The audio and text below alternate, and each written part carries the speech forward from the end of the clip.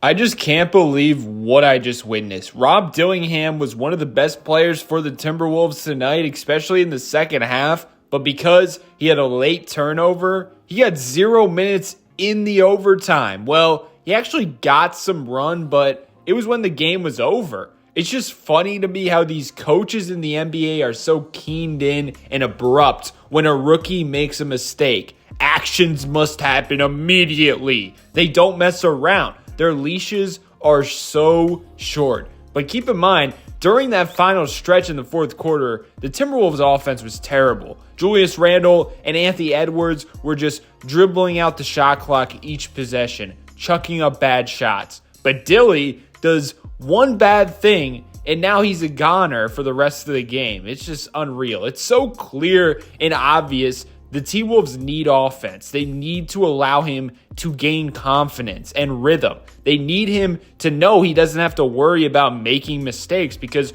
right now he has to be perfect or else his minutes are getting cut. And playing knowing that in your head is damn near impossible to develop consistency. Also, miss me with the defensive concerns. The whole roster is defensive players and offensive liabilities. They can figure it out, and they're not even very hot on the defensive end anymore. So clearly, with my eyes, I see the ball moving differently when Rob is playing, when he can operate the offense. They need another jolt offensively. He should be getting at least 15 minutes a game instead of just 6.9 minutes. He was a plus 26 in a 6-point loss versus one of the best teams in the West. Can Finch get serious, please? The second half was special from him. Down by 18 points, a run must happen. Anthony Edwards creates a shot for him. He knocks it down. 57% from three on the year, by the way.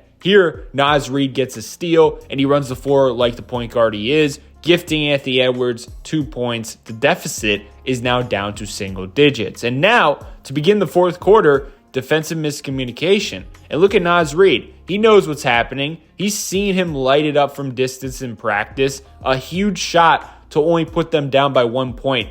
And this is the thing that is so funny to me. He's not anywhere near the scouting report. Defenses don't care about him because he's a rookie. So now is the time for the T-Wolves to take advantage because he's going to get open shots. And Rob Dillingham is going to hit open shots. It's simple. He will consistently make the defense pay off the gravity of Anthony Edwards. Here he's doubled, so Dylan Brooks has to sink in the paint. That's a long closeout. So Dillingham just cooks him off the bounce, and then he has the feel to lob it up perfectly to Gobert. Then, deep into the shot clock, the T-Wolves are asking the rookie to bail them out, and he does due to the quickness. He just blazes past Fred VanVleet like it's nothing and scoops it in with the left hand. Back to a 1-point game again. And now you guys may be wondering, did the Timberwolves try to get him involved in the clutch? Absolutely not. Why would they do that, even though he had the hot hand?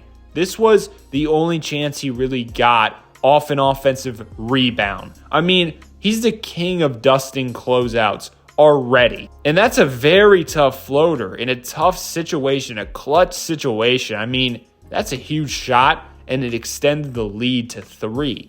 But then, unfortunately, they iced him out of the offense in crunch time so Randle and Edwards could dribble the shot clock out every single time. That late game offense was mind-numbing. They didn't run anything offensively. And I would understand if Anthony Edwards has the hot hand, but he really didn't. His shot making wasn't there after he landed on his elbow weirdly. I would have liked to see them get some ball movement maybe, but it is what it is. And finally, he got a possession to do something, and Amen Thompson stole his lunch money. That right there was the end of the night. Personally, I think it's time to unleash Rob Dillingham. If you couldn't tell, that's my opinion.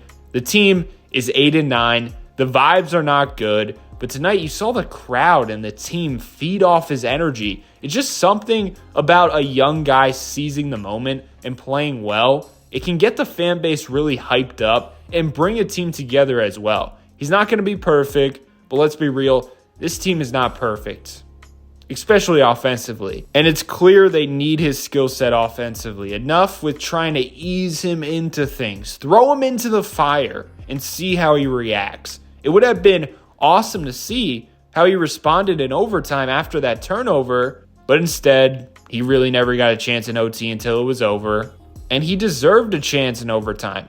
He was one of the best players in that second half. Countless big shots, winning plays.